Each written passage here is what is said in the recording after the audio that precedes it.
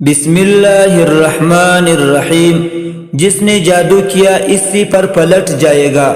سورہ یونس کی آیات ہونا شروع ہو جائیں گے۔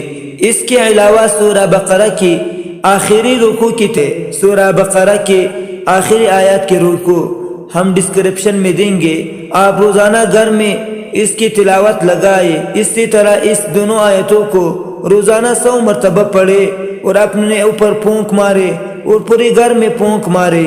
انشاءاللہ تعالی جس نے بھی جادو کیا ہوگا اسی پر پلٹ جائے گا اور اس کے اثرات ظاہر ہونا شروع ہو جائے گی۔